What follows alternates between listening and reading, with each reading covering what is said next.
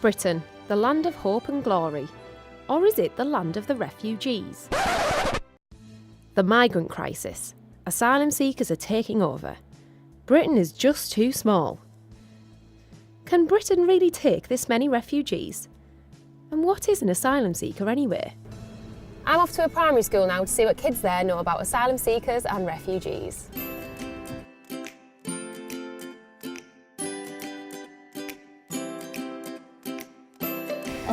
The place is getting destroyed, so they go to a different country. Is it like a person who comes from a different country but like who wants to live in England? Somebody who needs to seek refuge in our country for like some money for the family. Asylum seekers are people who are forced out of their homes due to war and persecution and need to find somewhere new to live. When you find somewhere safe to live, you have to apply for refuge. Once that refuge is accepted, you become a refugee. Justice First is a charity that helps refugees and asylum seekers.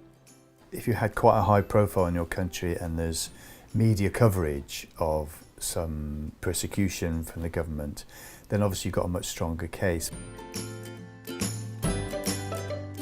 So it could be for political grounds because you've been active against the government. It could be because of your religion, doesn't fit in with the state religion.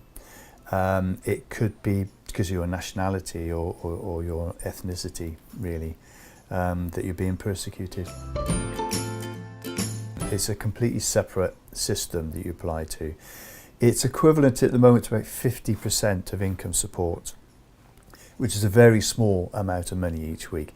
It's about £37 a week people get.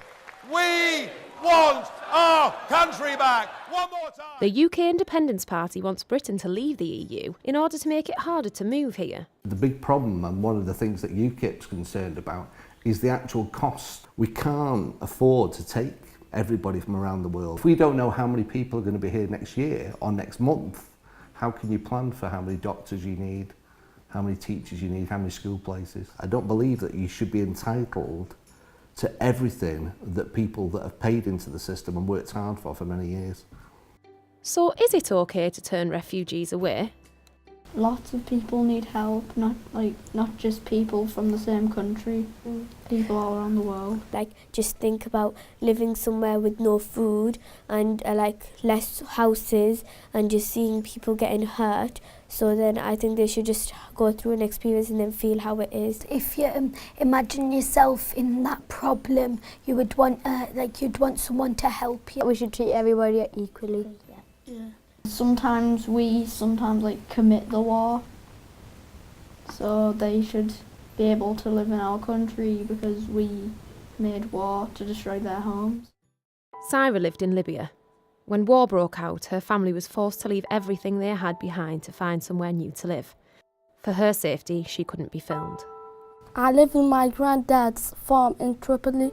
When the war had started, many families had moved away. Hatred had taken over the beautiful country my home once was. Home should be a place of safety, but I guess my home has changed. I heard several distant gunshots. A chill went down my spine.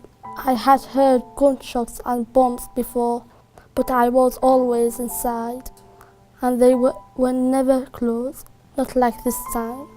Behind me I heard desperate footsteps. Just then more bullets were fired. When will this terror end? A few days later, I woke to an uneasy feeling. I crept downstairs to where Mother sat. I never seen her cry before. The building that had sheltered my cousins was no longer, and my family had been snatched from my heart. At dinner, my father told us we were leaving by boat in the morning. I sat on my bed for the last ever time. I didn't want it to be true. Half of me was hopeful, but the other was frightened. I wondered what Britain would be like. Would I have friends to play with? Would I understand anyone? Would England be like Libya? But amongst all my concern, there was hope. Happiness was in my reach. Once refugees have left their homes, they face a long and often difficult journey to find a new place to settle. It took Farima 7 years to get to England. She lives here with her husband and 3 children. When I was 17, my dad wanted to kill me. He wanted me to marry a much older man, but I was in love with a boy my own age. If I didn't marry, I would die, and so I had to run away from Iran. I got married to the boy I loved and soon had a child. We walked for 5 days to get to Turkey. We would have to eat leaves from the ground to survive. A kind man took us in his car to the Greek border. We had fake passports. It is wrong, but we had no choice. The police found out and beat my husband. For 3 days he was locked away and we slept outside. We left Greece by boat. It was very dangerous, but we were desperate. We reached shore during the night and climbed into the back of a lorry. Without a passport or money, what else could we do? Lorry after lorry.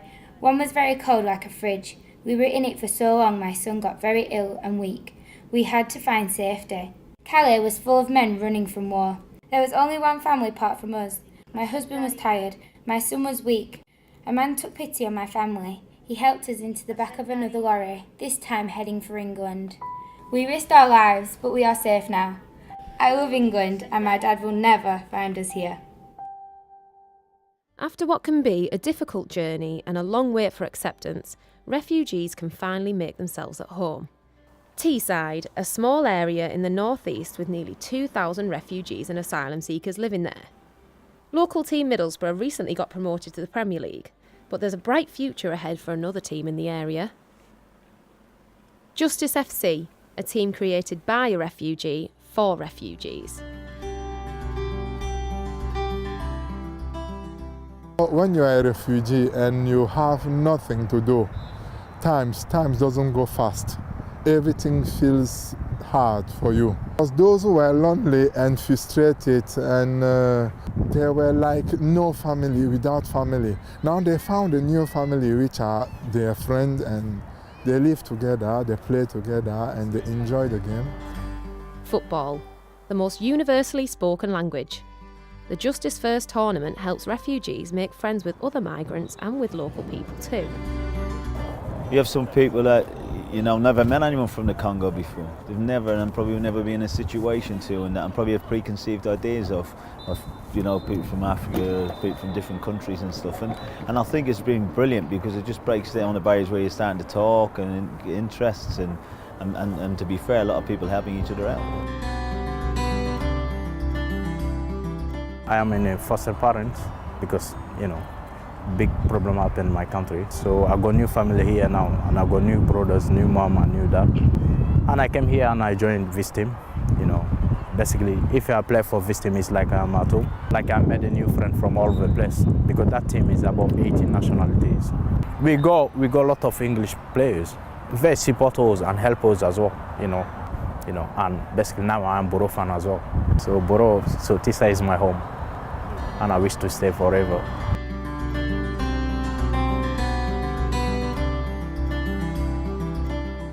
If you don't feel welcome, then I don't think you can really live here. But when you feel welcome, you can pursue settling down and feeling part of the community. Obviously, had some challenges at the start, settling in, feeling welcome.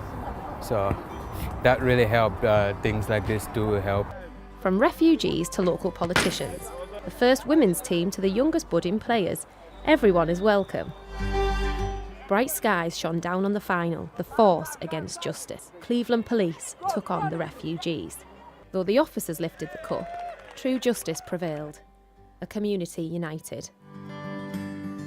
So what are asylum seekers and refugees? Well, the answer is simple.